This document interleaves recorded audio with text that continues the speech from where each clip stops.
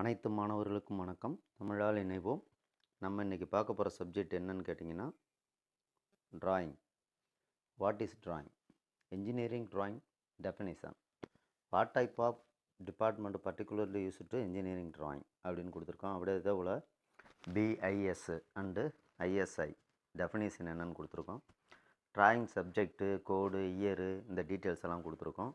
இது இல்லாமல் drawing instrument டீட்டெயில்ஸை கொடுத்துருக்கோம்.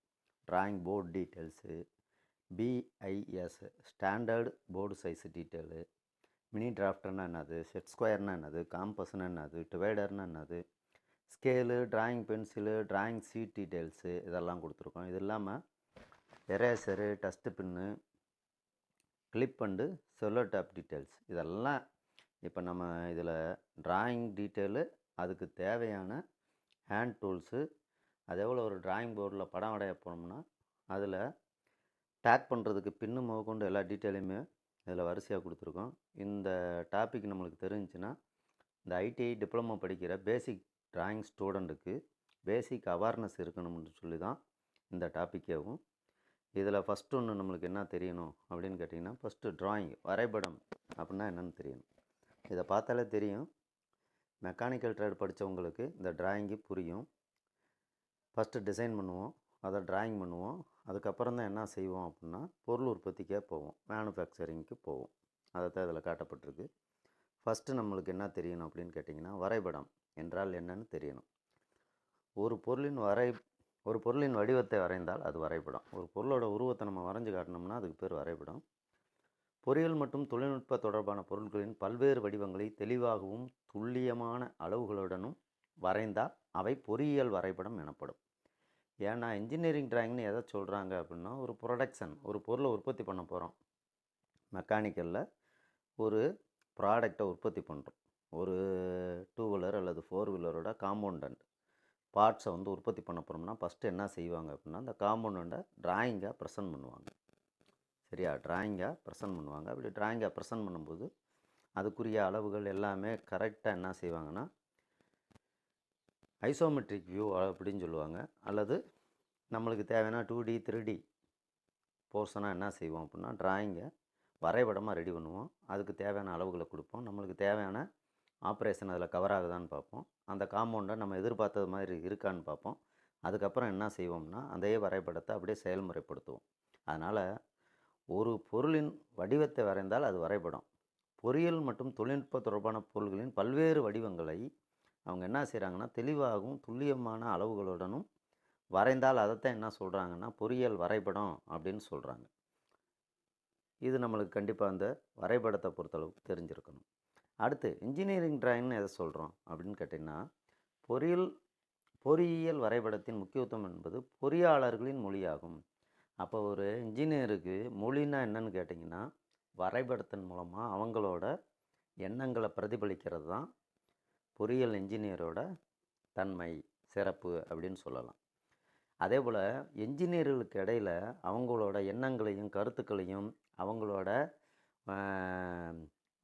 வடிவங்களையும் பொருளோட கட்டமைப்பையும் அவங்க எதன் மூலமாக தெரிவிக்கிறாங்க அப்படின்னு கேட்டிங்கன்னா, இந்த வரைபடம் மூலமாக தான் தெரிவிக்கிறாங்க. அப்போ வரைபடங்கள் என்ன சொல்லுது அப்படின்னு கேட்டிங்கன்னா, பேசாமல் செயல்முறையில் ஒரு விளக்கத்தை நம்மளுக்கு கொடுக்குது. அப்போ இதுக்கு தான் அவங்க என்ன சொல்கிறாங்கன்னா, என்ஜினியரோட மொழி என்னன்னு கேட்டால், பொறியியல் வரைபடத்தை வரைந்து அதன் மூலமாக பேசுவது தான் பொறியாளர்களின் மொழி அப்படின்னு சொல்கிறாங்க. அப்போ பொறியாளர்களுக்கு சிறந்த மொழி எதுன்னு கேட்டால், வரைபடத்தின் மூலமாக அவங்க பேசுகிறது, நினைக்கிறது எல்லாத்தையுமே என்ன செய்கிறாங்கன்னா, இந்த வரைபடத்து மூலம் பிரதிபலிக்கிறாங்க. அதுதான் இந்த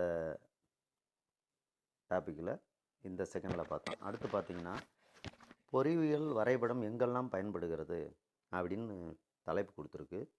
இதில் பார்த்திங்கன்னா, நம்ம வேர்ல்டு லெவலில் எடுத்துக்கிட்டோம்னா எல்லா இடத்துலையுமே பொறியியல் வரைபடத்தை பேஸ் பண்ணி தான் எல்லா பொருளுமே உற்பத்தி பண்ணுறாங்க.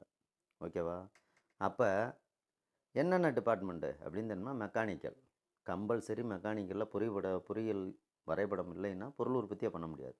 அதுக்கடுத்து civil, electrical, electronics, computer technology, textiles, productions, automobile, architecture, metallurgical, margins, அதுக்கப்புறம் இன்ஸ்ட்ருமெண்டேஷன், மினி இன்ஜினியரிங் லாம்ப், அங்கு ஏரோநாட்டிக்கல் இன்ஜினியரிங். இப்படி ஒவ்வொரு துறையை எடுத்துக்கிட்டாலும், எந்த துறையை எடுத்துக்கிட்டாலும் அந்த துறையில் செய்யக்கூடிய உற்பத்தி பொருள்கள் எப்பயுமே வந்து வரைபடம் மூலமாக உருவாக்கப்பட்டு, அதுக்கு அளவுகளும் அதில் தேவையான வடிவங்களும் கொடுக்கப்பட்டு, அதுக்கப்புறம் தான் என்ன செய்கிறாங்கன்னா ப்ரொடக்ஷனே பண்ணுறாங்க. அப்போ இந்த உலகத்தில் எங்கெல்லாம் ப்ரொடக்ஷன் நடக்குது, எங்கெல்லாம் தொழிற்சாலைகள் இருக்குது, எங்கெல்லாம் கல்வி நிலையங்கள் இருக்குது, எங்கெல்லாம் மெக்கானிக்கல், எல்லா துறையை எடுத்தால் எந்த துறையை எடுத்தாலும் சரி, அதில் வரக்கூடிய முக்கியமான விஷயங்கள் அப்புறம் வரைபடம் மூலமாக இந்த பொறியாளர்கள் தெரிவித்திருப்பார்கள். அதன் மூலமாக தான் நம்ம எல்லா விஷயங்களையுமே தெரிஞ்சுக்கிறோம் அப்படின்றது நம்மளுக்கு தெரியணும்.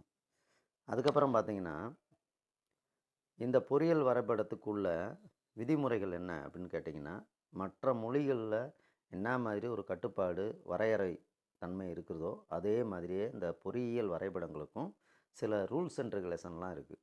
இப்படித்தான் இந்த படம் வரையணும், இந்த அளவுகளை தான் மெயின்டைன் பண்ணணும், இந்த அளவுகளை தான் வைக்கணும், இந்த மாதிரி இன்ஸ்ட்ருமெண்ட்டை தான் பயன்படுத்தணும், இந்த சைஸில் தான் கொடுக்கணும், இந்த மாதிரி நிறைய கண்டிஷன்ஸு எல்லா மொழிகளுக்கும் இருக்கக்கூடிய கட்டுப்பாடு விதிகள் இந்த வரைபடத்திற்கும் அதே போல் இன்ஜினியரிங் டிராயிங் என்று சொல்லப்போகூட பொறியியல் வரைபடத்துக்கும் இருக்குதுன்றது நம்மளுக்கு தெரியணும்.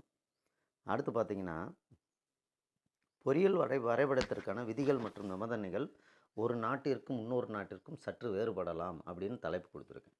ஆமாம், வேர்ல்டு லெவலில் வந்து எல்லாருமே வந்து ஒரு குறிப்பிட்ட விதிகளை ஃபாலோ பண்ணி தான் அவங்களோட ப்ரொடக்ஷனை வந்து உற்பத்தி பண்ணுறாங்க. அது மாதிரி நமது நாட்டில் பொறியியல் வரைபடத்திற்கான விதிமுறைகள் இந்திய வரையறப்பு நிறுவனத்தால் நிர்ணயிக்கப்படுகிறது. அதை எப்படி இங்கிலீஷில் சொல்கிறாங்க அப்படின்னா பியூரோ ஆஃப் இந்தியன் ஸ்டாண்டர்ட்ஸ்னு சொல்கிறாங்க, BIS. இவங்க தான் நம்மளுக்கு என்ன செய்கிறாங்கன்னா பொறியியல் வரைபடத்திற்கான விதிகளை வரையறை செஞ்சு அதுக்கான விதிகளை வகுத்து நம்மளுக்கு ஃப்ரேம் பண்ணி கொடுத்துருக்காங்க. அந்த விதிகள் பிரகாரம் தான் நம்ம என்ன செய்கிறோம் அப்படின்னா டிராயிங்கெல்லாம் வரைகிறோம், ப்ரெசன்ட் பண்ணுறோம், எல்லா இடத்துக்கும் ஃபார்வேர்ட் பண்ணுறோம். அதே போல் இந்த நிறுவனத்தால் இந்த நிறுவனம் வந்து இதற்கு முன்னர் எவ்வாறு அழைக்கப்பட்டது அப்படின்னு கேட்டிங்கன்னா, ஸ்டார்டிங்கில் இந்தியன் ஸ்டாண்டர்ட் இன்ஸ்டிடியூஷன் ISI என்று அழைக்கப்பட்டது. இப்போ Bureau of Indian Standards BIS அப்படின்னு சொல்கிறாங்க. ஆனால் இப்போ இதுக்கு முன்னாடி எப்படி சொன்னாங்க அப்படின்னு கேட்டிங்கன்னா ISI, அதுவும் நடைமுறையில் தான் இருக்குது, இந்தியன் ஸ்டாண்டர்ட் இன்ஸ்டிடியூஷன் அப்படின்னு சொல்லி விளக்க உரையும் இதில் கொடுக்கப்பட்டிருக்கு. இதுவும் நம்மளுக்கு தெரியணும். ஒரு டிராயிங்னா சம்மந்தமான விஷயங்கள் பூரா நம்மளுக்கு தெரியணுன்றது தான் கான்செப்ட்டு. இதில் பாருங்கள், Bureau of Indian Standards BIS இவங்க எதெல்லாம் ரெஃபர் பண்ணியிருக்காங்க, பரிந்துரை செஞ்சுருக்காங்க அப்படின்னு பார்த்தீங்கன்னா இதில் கொடுத்துருக்கேன். ஒரு இங்கிலீஷ் லெட்டர்னால் அது எந்த இயரில் இம்ப்ளிமெண்ட் பண்ணப்பட்டது, அது எந்த கோட் நம்பருக்கு கீழே அந்த லெட்டரை பற்றி டீட்டெயில்ஸ் எல்லாம் இருக்கும், விளக்கங்கள் கொடுக்கப்பட்டிருக்கும். அதோட சார்ட்டை வந்து இங்கே ப்ரெசென்ட் பண்ணியிருக்கோம். இதில் உங்களுக்கு பார்த்தாலே தெரியும். 9609 1983, இயர் வந்து 1983. இதை இங்கிலீஷ் லெட்டர் ரைட்டிங்லாம் எப்படி ப்ரெசென்ட் பண்ணணும் டிராயிங்கில் அப்படின்ற டீட்டெயில்ஸ்லாம் இந்த மாதிரி IS கோடு, இயர், அதற்கான டாக்குமெண்ட்டை வெரிஃபை பண்ணோம்னா அதில் அந்த டீட்டெயில்ஸ் எல்லாம் நம்மளுக்கு கொடுத்துருப்பாங்க. அதுக்கப்புறம் பாருங்கள், செகண்ட் ஒன்று என்னென்னு கேட்டிங்கன்னா சைஸ் ஆஃப் டிராயிங் சீட்ஸ். ஒரு வரைபடத்தை வரையணும்னா இன்ஜினியரிங் டிராயிங் பொறியியல் வரைபடம், அந்த வரைபடத்தை நான் வரைய போகிறேன் அப்படின்னா டிராயிங் சீட்டை பற்றி நம்மளுக்கு தெரியணும். இப்போ இது எங்கே யார் கொடுத்துருக்காங்க, எந்த ஸ்டாண்டர்டில் இதெல்லாம் போய் செக் பண்ணணும்னா அவங்களே நம்பரும் கொடுத்துருக்காங்க, அதற்கான ஆண்டுகளையும் அதை ப்ரொவைட் பண்ணியிருக்காங்க. அதில் பார்த்தாலே உங்களுக்கு தெரியும். இந்த மாதிரி கேட்லாக் புக்கெல்லாம் நம்ம ரெஃபர் பண்ணோம்னா அது சம்மந்தமான விஷயங்களை பூரா நம்ம தெரிஞ்சுக்கலாம். 10/711 1983 சைஸ் ஆஃப் டிராயிங் சீட்ஸ். ஒரு டிராயிங் சீட்டு என்னென்ன சைஸுகள்லாம் பயன்படுத்தலாம், அதோட ஸ்டாண்டர்டு சைஸோட நீள அகல உயரம் என்னது அப்படின்றதெல்லாம் அதில் கொடுத்துருப்பாங்க, பேப்பர் சம்மந்தப்பட்ட டீட்டெயில்ஸ்லாம். அடுத்து பாருங்கள், ஸ்கேல்ஸ் ஃபார் டெக்னிக்கல் டிராயிங். ஒரு பொறியியல் துறையில் பயன்படுத்தக்கூடிய வரைபடத்திற்கு தேவையான டெக்னிக்கல் டிராயிங் ஸ்கேல் எப்படி இருக்கணும், அந்த ஸ்கேலுக்குரிய ரூல்ஸ் அண்ட் ரெகுலேஷனை ஃப்ரேம் பண்ணியிருப்பாங்க. அந்த 10/713 1983ன்ற ஒரு விதிமுறையை எடுத்து பார்த்தோம்னா என்ன கொடுத்துருப்பாங்க அப்படின்னு கேட்டிங்கன்னா டெக்னிக்கல் டிராயிங்க்கான ஸ்கேலுக்கான டீட்டெயில்ஸை கொடுத்துருப்பாங்க. அதுக்கப்புறம் பார்த்தீங்கன்னா ஜென்ரல் பிரின்சிபல் ஆஃப் ப்ரெசன்டேஷன். ஒரு டிராயிங்கை நான் ப்ரெசென்ட் பண்ண போகிறேன், அது எப்படி இருக்கணும், எந்த லேஅவுட்டு, என்ன அளவுகள் இருக்கணும், அதோட தலைப்புகள் எப்படி இருக்கணும், அதோட வடிவமைப்பு எந்த முறையில் நம்ம வரைஞ்சிருக்கணும், எந்த மாதிரி டிராயிங்கு கிட்ஸை பயன்படுத்தி வரைஞ்சிருக்கணும், எப்படி ப்ரெசன்டேஷன் பண்ண போகிறோம், அது என்ன மெத்தட்லலாம் இருக்கணுன்ற கான்செப்ட் பூரா இதில் இருக்கும் அப்படின்னா 10/714 1983 சொல்லப்பட்டிருக்காங்க. அது ஃப்ரேம் பண்ணப்பட்ட விதிகளுக்கு கீழே நம்ம என்ன செய்யலாம் அப்படின்னா பிரின்சிபல் ஆஃப் டிராயிங் ப்ரெசன்டேஷன் மெத்தடில் என்ன செய்யலாம்னா வடிவமைப்பு செஞ்சு ப்ரெசன்டேஷன் பண்ணலாம். அடுத்து பாருங்கள், ஃபோல்டிங் ஆஃப் டிராயிங் பிரிண்ட்ஸ் அப்படின்னு சொல்கிறாங்க. இப்போ வந்து ஒரு வரைபடத்தை வரைஞ்சிட்டோம். அந்த வரைபடத்தால எப்படி மடக்கணுன்ற விதிகளும் இருக்குது. என்ன முறைகளில் வளர்க்கணும். இப்போ A4 சீட் இருக்குது, A3 இருக்குது, A1 சீட் இருக்குது. இப்படி வரைபடத்தாள்கள் நிறையா இருக்குது. ஒவ்வொரு வரைபடத்தாள்களையும் ஒவ்வொரு விதமாக மடக்கி ஃபோல்டிங் பண்ணி தான் நம்ம என்ன செய்யணும் அப்படின்னா கவருக்குள்ளே பேக்கிங் பண்ணணும். அந்த மாதிரி ஒரு ப்ரெசன்டேஷன் பண்ண போகிறோம் அப்படின்னா ரூல்ஸ் அண்ட் ரெகுலேஷன் பிரகாரம் அந்த டிராயிங் சீட்டை எப்படி ஃபோல்டு பண்ணுறது கூட மடக்கி வைக்கிறதுன்றது கூட நம்மளுக்கு தெரிஞ்சிருக்கணும் அப்படின்றதான் கான்செப்ட்டு. அது எதில் கொடுத்துருக்காங்க அப்படின்னா 11/664 1983 ஃப்ரேம் பண்ணி கொடுத்துருக்காங்க.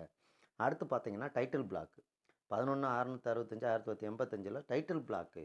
ஒரு படம் கொடுக்குறோம், அதோட டீட்டெயில்ஸு, அதுக்குரிய பேர், எய்மு, அதோட நோக்கம், அதோட டேட்டு, அதோட மாடல் பிளாக்னால் அதோட மாடல் பிளாக்னு போட்டோம், ஒரு ஹைலைட் பண்ணால் ஒரு டைட்டிலு. இந்த மாதிரி டீட்டெயில்ஸ் அப்புறம் எதில் கொடுத்துருக்காங்கன்னா டைட்டில் பிளாக் அப்படின்ற ஒரு ரூலுக்குள்ளேயே ஃப்ரேம் பண்ணி கொடுத்துருக்காங்க. அதை செக் பண்ணோம்னா நம்மளுக்கு என்ன கிடைக்கும் அப்படின்னா இந்த டைட்டில் பிளாக் டீட்டெயில்ஸ் எல்லாம் வந்து ஸ்டாண்டர்டாக என்ன சைஸில் வைக்கணும், என்ன நீள அகல உயரம் இருக்கணும், எவ்வளோ லெட்டர்ஸை பயன்படுத்தணும், இந்த டீட்டெயில்ஸ் எல்லாம் எதில் இருக்கும் அப்படின்னா இந்த டைட்டில் பிளாக் கண்டென்ட்டில் இருக்கும்.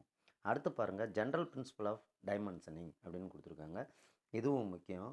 ஒரு வரைபடத்தை ப்ரெசென்ட் பண்ண போகிறோம்னா பொதுவாக அந்த வரைபடத்தில் இருக்கக்கூடிய அளவுகளில் அளவுக்கோடுகள், அளவு குறியீடுகள், இந்த மெஷர்மெண்ட்ஸ் எல்லாம் எப்படி இருக்கணும் அப்படின்ற டீட்டெயில்ஸ் எல்லாம் எதில் கொடுத்துருப்பாங்க அப்படின்னு சொல்கிறாங்கன்னா இந்த 11/669 1986 இந்த பிரின்சிபலில் அவங்க ப்ரெசன்டேஷன் பண்ணியிருப்பாங்க அப்படின்னு கொடுத்துருக்காங்க.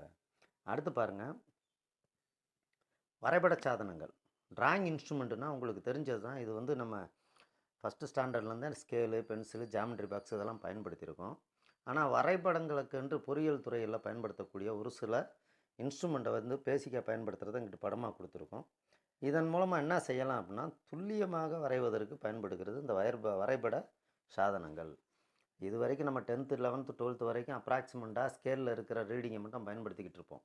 ஆனால் பொறியியல் துறைகளில் மிகவும் நுணுக்கமாக அவங்க என்ன கேட்குறாங்கன்னா 1000ல் ஒரு பங்கு, 100ல் ஒரு பங்குன்னு சொல்லிட்டு அதோட அக்யூரேசி நுணுக்கம் அதிகமாக கேட்குறாங்க. அப்படி நுணுக்கங்கள் அதிகரிக்க அதிகரிக்க அந்த பயன்படுத்தக்கூடிய வரைபட கருவிகளோட நுணுக்கமும் நம்மளுக்கு அதிகமாக இருக்கிற மாதிரி தேவைப்படுது. அப்போ பொறியியல் துறைகளில் பயன்படக்கூடிய அந்த அளக்கும் கருவிகள் எப்படி இருக்கும் அப்படின்னா ஆர்டினரியாக பயன்படுத்துகிறத காட்டிலும் இன்னும் ப்ரிசிஷனாக நுணுக்கமாக செஞ்சதாக இருக்கும். சரியா? அப்படி இதைத்தான் நம்ம என்ன சொல்கிறோம்னா துல்லியமான வரைபட கருவிகள் அப்படின்னு சொல்கிறோம். சரியா? அதுக்கு இது கொடுத்துருக்கு. அடுத்து பாருங்கள் டிராயிங் போர்டு, வரைபட பலகை. சரியா? ஒரு டிராயிங் போர்டு நம்ம என்ன செய்வோம், ஏதாச்சும் ஒரு போர்டில் ஒரு சீட்டை மாட்டி வரைஞ்சா அது டிராயிங் போர்டு அப்படின்னு சொல்லுவோம். அப்படியெல்லாம் கிடையாது. வரைபடத்துக்குன்னு ஸ்டாண்டர்ட் சைஸு டிராயிங் போர்டெலாம் இருக்குது. அதுவும் அந்த வரையறை செய்யப்பட்ட ஃப்ரேம் பண்ணி நம்மளுக்கு வரையறை செஞ்சு கொடுத்துருக்காங்க. அதில் ஸ்டாண்டர்டாக பயன்படுத்தக்கூடிய வரைபட பலகைகளை நம்மளுக்கு வரைகிறதுக்கு பயன்படுத்தணுன்ற நாலேஜ் இருக்கணும். அப்போ தான் இன்ஜினியரிங் டிராயிங்கு பர்ஃபெக்டாக வரும் அப்படின்றதான் கான்செப்ட்டு. இதில் டெக்னிக்கலாக கேள்வி கூட இருக்குது. இந்த போர்டை பற்றி கூட என்ன செஞ்சுருக்காங்கன்னா டெக்னிக்கல் எக்ஸாமினேஷன் கேள்வியெல்லாம் கேட்டிருக்காங்க. அப்போ வரைபட பலகைகளை பற்றியும் நம்மளுக்கு தெரியணும். இதில் டிராயிங் போர்டில் பார்த்தாலே உங்களுக்கு தெரியும். இந்த டிராயிங் போர்டில் அவங்க பார்ட்ஸு கூட கொடுத்துருக்காங்க. சரியா? Slotted holes, strips, bottom, pattern, இதில் பண்ண ebony working, edge, in case of squares, அந்த இன்ஸ்ட்ருமெண்ட்டை பயன்படுத்துகிற மாதிரியும் அதை ஹோல்டிங் பண்ணி ஹேங்கிங் பண்ணி பிடிக்கிறதுக்கு ஏற்ற மாதிரி இந்த வரைபட பலகை வந்து தயாரிக்கப்பட்டிருக்கு. இதுவும் ஸ்டாண்டர்டு சைஸில் இருக்கும். இதுக்கும் ஸ்டாண்டர்டு அட்டவணை இருக்குது. அதில் கொடுக்கப்பட்ட வரைபட பலகையோட சைஸ் உள்ள வரைபட பலகைகள் எல்லா இடத்துலையும் கிடைக்கும். இன்ஜினியரிங் டிராயிங் வரைகிறவங்க கண்டிப்பாக அந்த மாதிரி போர்டுகளை பயன்படுத்தி ஈஸியாக ஹேண்ட்லிங் பண்ணி டென்ஷன் இல்லாமல் நீட்டாக வரைகிறதுக்கு இந்த வரைபட பலகைகள்லாம் நம்மளுக்கு பெரிதும் பயன்படுகிறதுன்றது நம்மளுக்கு தெரிஞ்சிருக்கணும். அப்போ வரைபட பலகை எப்படி இருக்குன்னு தெரியணும், அதில் இருக்க சில பார்ட்ஸுகளை பற்றியும் தெரியணும், அதை எப்படி பயன்படுத்துறதுன்றதும் நம்மளுக்கு தெரியணும். இதுவும் ஒரு கான்செப்ட்டு. அதுக்கப்புறம் பாருங்கள் வரைபட பலகை வந்து ஸ்டாண்டர்டாக ஒரு சார்ட்டு போட்டிருக்காங்கன்னு சொன்னேன். இதில் பார்த்தாலே உங்களுக்கு தெரியும். இதில் ஸ்டாண்டர்ட் சார்ட்டு கொடுக்கப்பட்டிருக்கு. டெசிக்னேஷன் D1 கொடுத்துருக்காங்க. போர்டு சைஸ் அதில் எப்படி இருக்கும் அப்படின்னா 1500 mm x 1000 mm இந்த மாதிரி நீள அகலத்தில் இருக்கும் அப்படின்னு சொல்லியிருக்காங்க.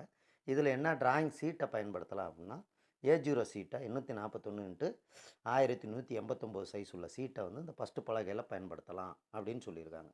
அதுக்கப்புறம் பாருங்கள் டெசிக்னேஷன் D1ல் என்ன கொடுத்துருக்காங்க, போர்டு சைஸ் எப்படி இருக்கும் 1000 x 700 இருக்கும். அப்போ இதில் என்ன டிராயிங் சீட்டை பயன்படுத்தலாம்னா A1 இந்த சீட்டெல்லாம் நீங்கள் நார்மலாக கேட்டிருப்பீங்க. இந்த A1 சீட் சைஸ் எப்படி இருக்கும்? 594 × 841 இப்படி சைஸில் நீள அகலத்தில் இருக்கும். இந்த சைஸ் சீட்டை இந்த D1ன்ற ஒரு போர்டில் வந்து நம்ம பயன்படுத்த முடியும். அதுக்கப்புறம் D2ன்னு கொடுத்துருக்காங்க. இதோட போர்டு சைஸ் எப்படி இருக்கும்னா 700 × 500ன்னு இருக்கும். அதில் பயன்படுத்தக்கூடிய டிராயிங் சீட்டு வந்து A2 சீட்டை பயன்படுத்துவோம். அதோட சைஸ் எப்படி இருக்கும்னா 420 × 594 அப்படின்னு கொடுத்துருக்காங்க. இது எல்லாமே தான். கணக்கில் தான் நம்ம கால்குலேட் பண்ணணும். அதே போல் D3 போர்டு என்ன சைஸ் இருக்கும்? 500 × 350 இருக்கும். இதில் A3 சீட்டை பயன்படுத்தலாம். இதோட சைஸ் எப்படி இருக்கும் அப்படின்னா 297 × 420. இந்த மாதிரி வரையறை செய்யப்பட்ட ஸ்டாண்டர்டான வரைபட பலகைகள் இருக்குது. அதில் ஸ்பெசிஃபிக்காக என்ன சைஸு வரைபடத்தால் பயன்படுத்தணுன்ற கான்செப்டும் இருக்குது. இதுவும் நம்மளுக்கு வரைபடத்தை பொறுத்தளவுக்கு தெரிஞ்சிருக்கணும். அடுத்து பார்த்திங்கன்னா try square or mini drafter.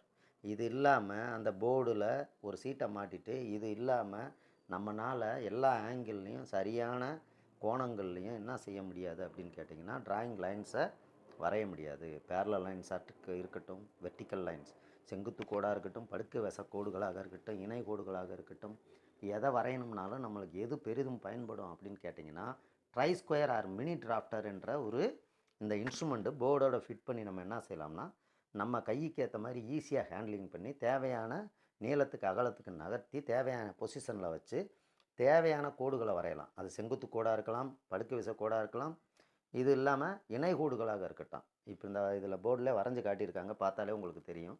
இதில் வெர்டிக்கல் லைன்ஸும் இருக்குது, ஹரிஜாண்டல் லைன்ஸும் இருக்குது, அதே போல் வந்து பேரலல் லைன்ஸும் இருக்குது. இந்த மாதிரி கோடுகளை வரையணும் அப்படின்னா கூட நம்மளுக்கு என்ன வேணும் அப்படின்னா டிராயிங் இன்ஸ்ட்ருமெண்ட்டை கேட்டாங்கன்னா நீங்கள் என்ன சொல்லணும் அப்படின்னா try square or mini drafter இருந்தால் இந்த டிராயிங் போர்டில் இருக்கக்கூடிய சீட்டில் வந்து நம்ம தேவையான லைன்களை ஈஸியாக ஹேண்டில் பண்ணி வரைய முடியும், ஈஸியாக ஹேண்ட்லிங் பண்ணி வரைய முடியும். இது எல்லா இன்ஜினியரிங் டிராயிங் ஸ்டூடெண்ட் கையிலையும் இருக்கும். படிக்கும்போது கையிலே கொண்டு போவாங்க, நீங்கள் பார்த்துருப்பீங்க. இதோட அவேர்னஸும் நம்மளுக்கு இருக்கணும்.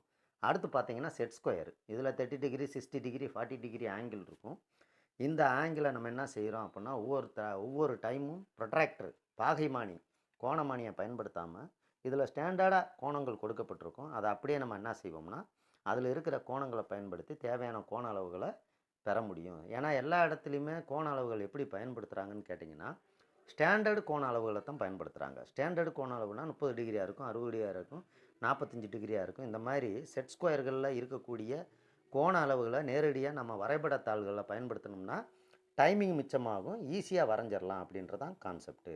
அடுத்து பாருங்கள் drawing instrument box. Drawing instrument பாக்ஸுனால அதில் எல்லா திங்ஸும் கொடுத்துருப்பாங்க. நம்ம ஏற்கனவே வந்து ஜாமெட்ரி பாக்ஸை பற்றி நம்மளுக்கு தெரியும். ஏன்னா பேசிக்காக நம்ம ஒரு 5th ஸ்டாண்டர்டுக்கு மேலே என்ன செஞ்சுக்கிட்டு இருக்கோம் அப்படின்னா டிராயிங்கு இன்ஸ்ட்ருமெண்ட்டெல்லாம் பயன்படுத்திக்கிட்டே வந்துக்கிட்டு இருக்கோம். அதில் பார்த்தீங்கன்னா இப்போ நம்ம பார்த்துக்கிட்டு இருக்கிறது லார்ஜ் சைஸு காம்பஸு. எப்பயுமே வந்து ஒரு 25 எம்எம்குள்ளே வரையணும்னா நம்ம இருக்கிற ஜாமெட்ரி பாக்ஸில் இருக்கக்கூடிய அந்த சின்ன வகையான சின்ன சைஸ் உள்ள காம்பஸுகளே போதுமானது. அப்போ இந்த இன்ஜினியரிங் டிராயிங்கில் அதுக்கு மேலே எல்லாம் வரையணும், எக்ஸ்ட்ரா சர்க்கிள் ஏற்கனவே வரைய முடியக்கூடிய சர்க்கிளை காட்டிலும் பெரிய அளவில் வட்டங்கள் வரையணும், ஆர்க்குகள் வெட்டணும். இந்த மாதிரி சூழ்நிலையில் அவங்க என்ன செய்கிறாங்க அப்படின்னு கேட்டிங்கன்னா லார்ஜ் சைஸ் காம்பஸ்களை பயன்படுத்துகிறாங்க. அதில் என்ன கொடுத்துருப்பாங்க அப்படின்னா இந்த எக்ஸ்டென்ஷன் லெக்குன்ற ஒரு கால் பகுதியை மாற்றி அமைக்கக்கூடிய அந்த பார்ட்டு கொடுத்துருப்பாங்க. இதனால் என்ன செய்ய முடியும் அப்படின்னா அதை நேரடியாக பயன்படுத்தும் போது சின்ன சின்ன வட்டங்களை வரையலாம். அதோட அட்டாச்மெண்ட்டான இந்த எக்ஸ்டென்ஷன் லெக்கை பயன்படுத்தும் போது கூடுதலாக கொடுக்கப்பட்ட அந்த காலை பயன்படுத்தினோம்னா பெரிய பெரிய வட்டங்களை வந்து லார்ஜ் சைஸு சர்க்கிள்ஸை வந்து வரையலாம். அது மாதிரி படத்துக்கு ஏற்ற மாதிரி இந்த காம்பஸை பயன்படுத்தலாம் அப்படின்றதான் இது சொல்ல வரேன். இது இல்லாமல் சின்ன காம்பஸும் இருக்குது, சின்ன சின்ன சர்க்கிளை வரைகிறதுக்கு ஸ்டாண்டர்டாக இருக்குது. இது இல்லாமல் டிராயிங் இன்ஸ்ட்ருமெண்ட்டோட இப்போ இந்த மாதிரி லார்ஜ் சைஸ் காம்பஸ் எல்லாம் என்ன செஞ்சுருப்பாங்கன்னா அந்த கிட்டோட அட்டாச்மெண்ட் பண்ணியே நம்மளுக்கு கொடுத்துருப்பாங்க. அதை பயன்படுத்தும் போது பெரிய சர்க்கிள், தேவையான பெரிய சைஸ் ஆர்க்கு, இந்த மாதிரி டீட்டெயில்ஸ் எல்லாம் வந்து இந்த மாதிரி திங்ஸை பயன்படுத்தி நம்ம என்ன செய்யலாம்னா வரையலாம்ன்றதான் கான்செப்ட்டு. அதுக்கப்புறம் பார்த்திங்கன்னா டிவைடர், லார்ஜ் சைஸ் டிவைடர். இதுவும் அப்படி தான். மெக்கானிக்கல் ட்ரேடை பொறுத்தளவுக்கு ஒரு மெட்டல் மேலே ஒரு குறிப்பிட்ட அளவை வந்து நம்ம ட்ரான்ஸ்ஃபர் பண்ணணும். ஒரு குறிப்பிட்ட நீளத்தை எடுத்து அதை மார்க் பண்ணணும் அப்படின்னா அதில் போய் அந்த மெட்டல் மேலே நம்ம காம்பஸு பென்சில்லாம் பயன்படுத்தினோம்னா இந்த பென்சில்லாம் உடையிறதுக்கு மழுங்கிறதுக்கு வாய்ப்பு இருக்குது. அந்த மாதிரி இடங்களில் என்ன செய்வோம் அப்படின்னா நேரடியாக டிவைடர்ன்ற ஒரு இன்ஸ்ட்ருமெண்ட்டை நம்ம பயன்படுத்துவோம். இது எல்லாத்துக்கும் தெரிஞ்சது தான். இது ஒரு இன்டைரக்ட் மெஷரிங் இன்ஸ்ட்ருமெண்ட்டு. இதில் நேரடியாக என்ன செய்யலாம்னா, நுணுக்கமான அளக்கும் கருவிகளில் அளவுகளை எடுத்து செட் பண்ணிக்கிட்டு அதை அப்படியே கொண்டு போய் மெட்டல் மேலே வச்சு ட்ரான்ஸ்ஃபர் பண்ணலாம். அளவை வந்து செக் பண்ணலாம், அல்லது மார்க் பண்ணலாம், ட்ரான்ஸ்ஃபர் பண்ணலாம். இந்த மாதிரி வேலைகளுக்கு நம்ம இந்த லார்ஜ் சைஸு டிவைடர்ஸாக பயன்படுத்துகிறோம். அடுத்து பார்த்தீங்கன்னா small bow pencil and small bow பென்னுன்னு கொடுத்துருக்கேன். எப்பயுமே டிராயிங்கை பொறுத்த அளவுக்கு காம்பஸுக்கு ஏற்ற மாதிரி பென்சில் இப்போ நீடில்ஸ் எல்லாம் நிறையா வந்துருச்சு. இப்போ நம்ம ஐடி ஸ்டூடெண்ட்டாக இருக்கட்டும், டிப்ளமோ ஸ்டூடெண்ட்டாக இருக்கட்டும், அவங்க வசதிக்கு ஏற்ற மாதிரி அந்த சாதாரண காம்பஸ் வாங்குகிறாங்க. இது இல்லாமல் நீடில் போடுற காம்பஸ் வாங்குகிறாங்க. இல்லைனா இந்த மாதிரி ஸ்மால் பவ் பென்சில் இருக்குல்ல, இந்த ஸ்டாண்டர்டு பென்சிலை பயன்படுத்தக்கூடிய காம்பஸ் வகைகளை ரொம்ப ஹை ரேட்டு போட்டு அந்த பாக்ஸ் எல்லாம் வாங்கினோம்னா, இந்த மாதிரி சின்ன சின்ன பென்சில்கள் அல்லது இந்த டிராயிங் இன்ஸ்ட்ருமெண்ட்டில் பயன்படுத்தக்கூடிய நீடில்ஸ்களை பயன்படுத்துறதுக்கான எக்யூப்மெண்ட்டை வாங்கினாங்கன்னா, அதில் பயன்படுத்துறதுக்கு ஏற்ற மாதிரி பென்சில் வகைகளும் நீடில் வகைகளும் நம்மளுக்கு தேவைக்கு ஏற்ற மாதிரி இருக்குது. அப்போ நம்ம என்ன டிராயிங் வரைய போகிறோமோ அதுக்கு தேவைக்கு ஏற்ற மாதிரி இந்த சூழ்நிலைக்கு ஏற்ற மாதிரி தான் இந்த இன்ஸ்ட்ருமெண்ட்டை நம்ம பயன்படுத்துகிறோம். அடுத்து பாருங்கள், ஸ்கேலு, பென்சிலு, நீடில்ஸு. இதில் பார்த்தீங்கன்னா அதை கொடுத்துருக்கேன். ஸ்கேலு ஸ்டாண்டர்டாக வந்து நுணுக்கமானது, நுணுக்கம் இல்லாததுன்னு எடுக்கலாம். சாதாரண 12th வரைக்கும் நம்ம பயன்படுத்தலாம், பேசிக் ஸ்கேல் தான். அதே போல் மெக்கானிக்கல், டெக்னிக்கல்லாம் பயன்படுத்துகிறாங்கன்னா அது அக்யூரிசியாக உருவாக்கப்பட்ட, நுணுக்கமாக உருவாக்கப்பட்ட அல்லது நுணுக்கமாக வடிவமைக்கப்பட்ட ஸ்கேல் வகைகள், காம்பஸ் வகைகளாக இருக்கும். இதெல்லாம் டிராயிங் இன்ஸ்ட்ருமெண்ட்டை பற்றி தெரியணும். அதே போல் பென்சிலு, ஸ்கேலு, நீடிலு, ரப்பரு இதெல்லாம் வந்து அந்தந்த துறைக்கு ஏற்ற மாதிரி தேவையான வடிவத்தில், தேவையான உருவத்தில் நம்மளுக்கு ஸ்டாண்டர்டாக கிடைக்கிது. இதை எங்கே கிடைக்குதோ அங்கெல்லாம் போய் நம்ம ரெஃபர் பண்ணோம்னா அல்லது தேடினோம்னாலோ, அதுக்கான இன்ஸ்ட்ருமெண்ட் விற்கக்கூடிய கடைகளுக்கு போனோம்னாலோ நம்மளுக்கு தேவையானது டீட்டெயிலாக கிடைக்கும் அப்படின்றதான் கான்செப்ட்டு. ஓகேவா? அதுக்கடுத்து பாருங்கள், வேறு என்ன தெரியணும் அப்படின்னு கேட்டிங்கன்னா, இதில் ப்ரொட்ராக்டர் அண்டு ஃப்ரெஞ்சு கர்வ்ஸ்னால் என்னன்னு தெரியணும். ப்ரொட்ராக்டர்னால் உங்களுக்கு தெரியும், பாகைமானி. அதில் கோணங்களை நம்ம வரையறை செய்கிறதுக்கும், கோணங்களோட டிகிரியை கன்ஃபார்ம் பண்ணுறதுக்கும், டிகிரியை கோணங்களை முடிவு பண்ணுறதுக்கும் இதில் நம்ம என்ன செய்வோம்னா ப்ரொட்ராக்டரை பயன்படுத்துவோம். தேவையான கோணத்துக்கு, ஒரு ஆங்கிளுக்கு, ஒரு குறிப்பிட்ட கோணத்துக்கு ஒரு ஆங்கிளுக்கு ஒரு கோடை போடணும் அப்படின்னா நம்ம என்ன செய்யலாம் அப்படின்னா எதை பயன்படுத்தலாம், அந்த ப்ரொட்ராக்டர் பயன்படுத்துவோம். 30 டிகிரி, 40 டிகிரி, 45 டிகிரி, 90 டிகிரி, இப்படி கோணங்களுக்கு ஏற்ற மாதிரி அந்த ப்ரொட்ராக்டர் புள்ளியை வச்சு தேவையான கோண அளவுக்கு கோடுகளை போடுவோம். இதுக்கு நம்மளுக்கு ப்ரொட்ராக்டர் யூஸ் ஆகுது. இப்போ என்ன செஞ்சுட்டாங்க அப்படின்னு கேட்டிங்கன்னா, அடுத்து அந்த ப்ரொட்ராக்டரில் அவங்க என்ன கொடுத்துருக்காங்க அப்படின்னா ஃப்ரெஞ்ச் கர்வ்ஸ்ன்னு சொல்லிட்டு வளைவுகளை கொடுத்துருக்காங்க. இது எதுக்கு யூஸ் ஆகுது அப்படின்னு கேட்டிங்கன்னா, சின்ன சின்ன வளைவுகள், சின்ன சின்ன ஏரோபென்ஸ் இதெல்லாம் வரையணும் அப்படின்னா நம்மளுக்கு ஈஸியாக இந்த ப்ரொட்ராக்டரில் என்ன செஞ்சுருக்காங்கன்னா மல்டிபர்பஸ் யூஸாக பல்வேறு விதமான டிராயிங்கு வரைபடத்துக்கு பயன்படுத்தக்கூடிய இந்த மாதிரி இன்ஸ்ட்ருமெண்ட்டையும் இப்போ சமீப காலங்களாக வரையறை செஞ்சு நம்மளுக்கு கொடுத்துக்கிட்டு இருக்காங்க. இதில் என்ன செய்யலாம் அப்படின்னு கேட்டிங்கன்னா, சின்ன சின்ன வளைவுகள், ஆர்க்குகள் இதெல்லாம் ஈஸியாக என்ன செஞ்சிடலாம், இந்த ப்ரொட்ராக்டரில் இந்த ஃப்ரெஞ்ச் கர்வ் கொடுத்துருக்கிற அந்த கர்வ்ஸ் வளைவுகளை பயன்படுத்தி சின்ன சின்ன பெண்டுகளை ஈஸியாக வரைஞ்சிக்கிறலாம் அப்படின்றதுக்கு தான் இந்த கான்செப்டில் இந்த மாதிரி இன்ஸ்ட்ருமெண்ட்டெல்லாம் நம்மளுக்கு ப்ரொவைட் பண்ணுறாங்க. அதுக்கப்புறம் பார்த்திங்கன்னா பென்சிலில் வந்து கிரேடை பற்றி நம்மளுக்கு தெரியணும். இப்போ ஹச்சு, 2H, 3H, இப்படி 9H வரைக்கும் இருக்குது. இது இந்த ஹச்சு அப்படின்ற சீரியல் எல்லாமே வந்து கார்பனோட கடினத்தன்மையை சுட்டி காட்டக்கூடியதாக இருக்கும். இதை கடினத்தன்மைன்னா அது என்னென்னா கார்பன் கண்டென்ட்டு நீங்கள் வரையும் போது ரொம்ப அழுத்தி போட்டால் தான் கோடு விழுகும். அதோட கடினத்தன்மை அதிகமாக இருக்கிறதுனால இந்த மாதிரி கான்செப்டை குறிக்கிறது தான் ஹச்சு, 2H, 3Hன்னு 9H வரைக்கும் கொடுத்துருக்காங்க. நம்மளுக்கு தேவையான கடினத்தன்மை உள்ள பென்சில்களை பயன்படுத்தணுன்றதான் கான்செப்ட். அதுக்கப்புறம் ஹச்பி, இது நடுத்தரமாக எல்லாருமே யூஸ் பண்ணுற பென்சிலு. எல்லா ஸ்டூடெண்ட்டும் சரி, எல்லா இடத்துலையும் பொதுவாக பயன்படுத்தக்கூடிய பென்சிலை தான் அதை ஹச்பின்னு சொல்கிறோம். இது மென்மையான அளவை குறிக்கும். இது ஸ்டாண்டர்டான டார்க்னஸை கொடுக்கும். எல்லா இடங்களிலும் பொதுவாக பயன்படுத்தக்கூடிய பென்சில் வகையாகும். அடுத்துக்கடுத்து பாருங்கள், பி, 2B, இது மாதிரி 7B வரைக்கும் இருக்குது. இது என்னென்னா அந்த அதில் கார்பன் கடினத்தன்மை மேலே பார்த்தோம், 2H, H3, H9 வரைக்கும் கடினத்தன்மை உள்ள பென்சில்களை குறிக்குதுன்னா, அதே இது மென்மைத்தன்மை உள்ள பென்சில்களை குறிக்கிறதுக்கு அவங்க என்ன லெட்டரை பயன்படுத்துகிறாங்க அப்படின்னா 2B to 7B வரைக்கும் உள்ள லெட்டர்ஸாக பயன்படுத்துகிறாங்க. இந்த மாதிரி பென்சிலும் ஒரு குறிப்பிட்ட வரையறை செஞ்சப்பட்ட கொள்கைகளை தான் நம்மளுக்கு ப்ரொடக்ஷன் பண்ணி தர்றாங்க அப்படின்றது நம்மளுக்கு தெரியணுன்றது தான் கான்செப்ட்டு.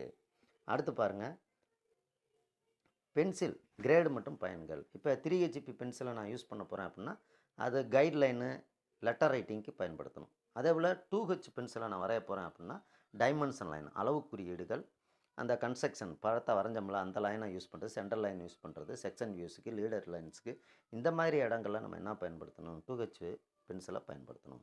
அதுக்கப்புறம் பாருங்கள், ஹச் பென்சிலை எங்கே பயன்படுத்தணும்? Object line, letter and dimension. ஒரு பொருளோட வெளி வட்டம் அல்லது வெளி அவுட்லைன் இருக்குல்ல, அந்த மாதிரி அவுட்லைனுக்கு நம்ம என்ன பயன்படுத்தணும்? ஹச் பென்சிலை பயன்படுத்தணும்.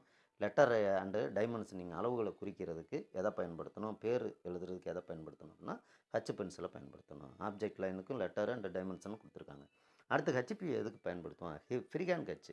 நம்ம எப்பயுமே ஒரு டிராயிங் சென்ஸ் இருக்குது, நம்மளுக்கு பொதுவாக வரைஞ்சிக்கிட்டே இருப்போம் அப்படின்னா அந்த மாதிரி இடங்களில் என்ன செய்யலாம்னா ஹச்பி பென்சிலை பயன்படுத்தலாம்.